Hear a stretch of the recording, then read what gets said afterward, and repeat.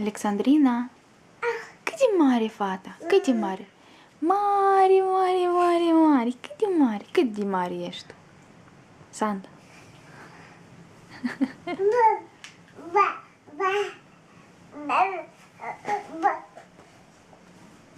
Sanduța, dar cum faci cănișorul? Cum? Așa? Hau, hau. Dar tu cât de mare ești? Cât de mare, fata? Mare, mare. Dar tu câți ani ai, Sanda? Câți ani ai? Unu, bravo! Și de mare ești. Ia dai lui bunica din ochi. Sanduța, ia dai lui bunica din ochi. Sanda? Sanda. Unde bunica? Unde bunica? Bravo, bravo, bravo. Ia, unde bunica? Sanduța, unde bunica? Ia dai din ochi lui bunica. Cum tu faci de ochi? Cum, așa? Sanda, cum faci din ochi? Cum? Așa. Bravo. Și de frumos, bravo! Sanduța, da.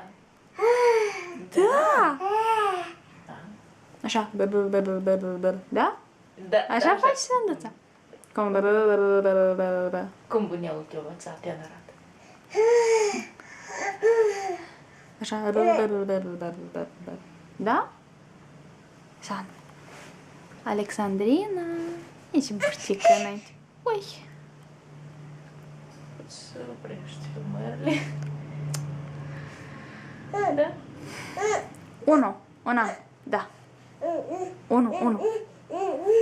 Dar cum faci cănișor? Cum? Au, da?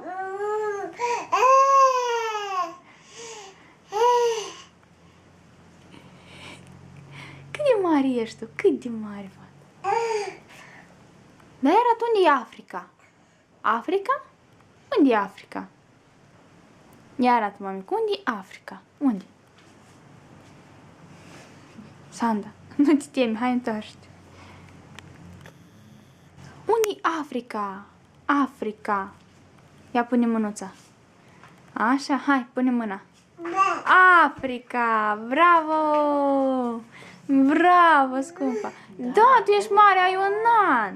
Unu ai. Știi unde este Africa, da? Da. La revedere. Pa.